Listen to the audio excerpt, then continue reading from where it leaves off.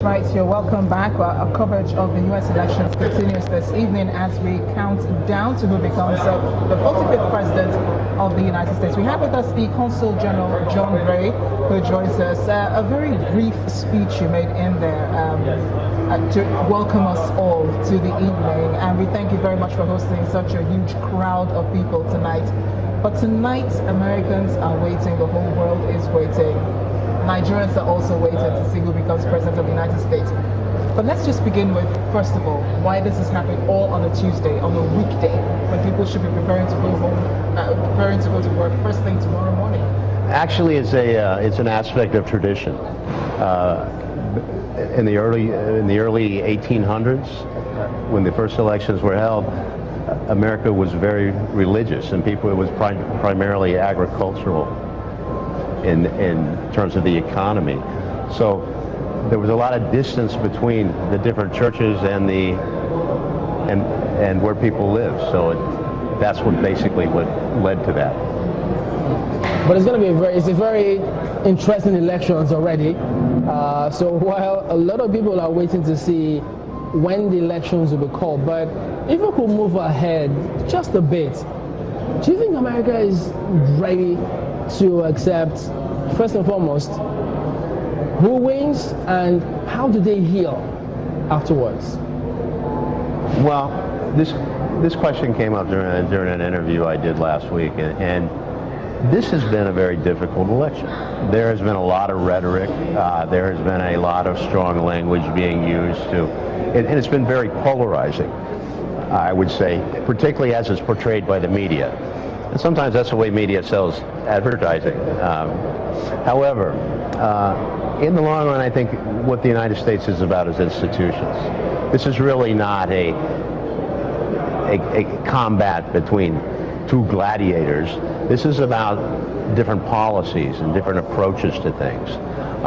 The institutions behind them are strong. The courts are strong. The legislators are strong.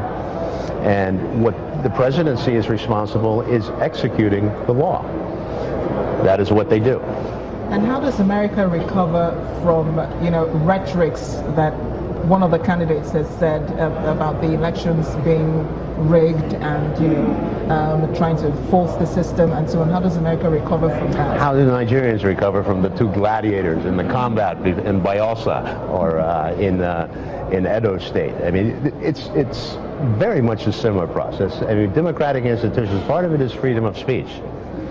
Freedom of speech means sometimes the candidates push the limits of reality on different issues, but it's covered. I think people understand that. I think they're mature enough to see it for what it is versus something that's truly malignant that's going to undermine the institutions. As the whole world watches these elections, do you think that there's a message America wants the world to remember about its elections?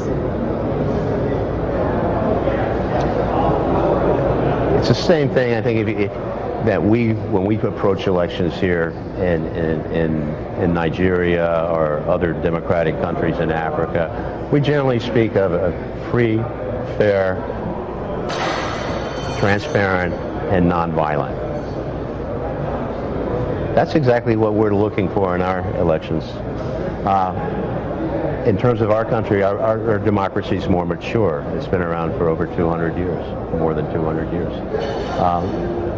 So in any shot at election, it gets a little better. Sometimes it may step back a little bit, but it gets better and better all the time in terms of the elections as an institution.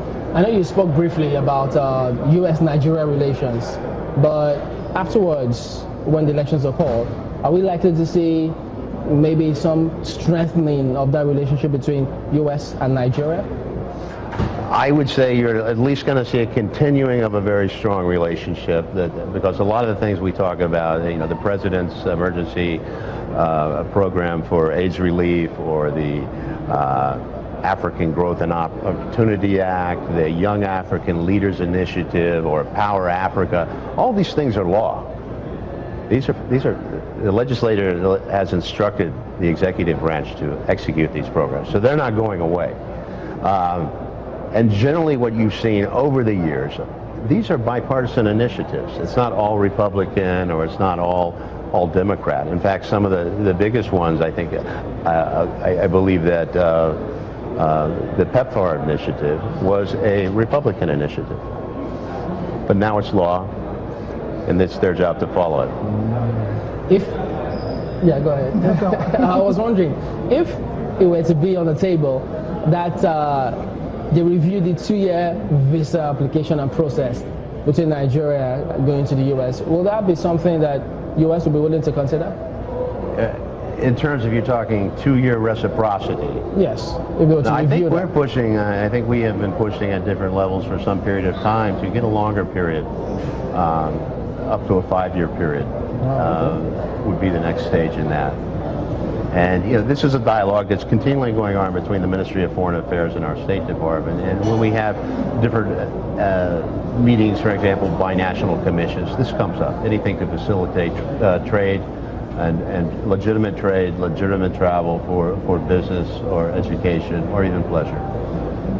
Do you think that a strong democratic institution encourages growth, development, and a stronger economy? Is there a relationship? I'm not an economist. I just know it's very difficult. It's very difficult to control market forces. And in the United States, our tradition of capitalism is to sort of let the markets do what they do. And we've probably learned some lessons from trying to control the markets a little bit too much. About elections, so what happens if, because I mean, they have to be elected through the Electoral College. Right. What happens if one person doesn't get a majority of the Electoral College? Actually, it's a lot more complicated than that. What they're doing tonight, each state is electing the electors. That's what they're really doing. And those electors are going to convene at a different site at some point and come together as representatives of the population in different places. And they're going to carry their representation forward and vote. Now, in all likelihood, there's not going to be a draw. Okay, and the golden number they're looking for is 270, and that will tip the balance to the winner. That will be very exciting.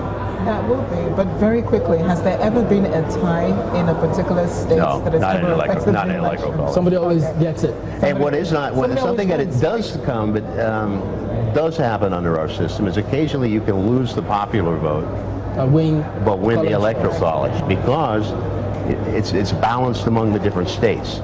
So if one state gets 100%, but 10 states get 51%, they're going to get all those electoral votes, and they're not going to be able to beat the one that got 100%. So that's how the popular vote cannot necessarily balance out with the electoral vote. Consul General John Bray, it's been a pleasure. Hey, it's been a pleasure. Thank you for inviting me. Thank you so much.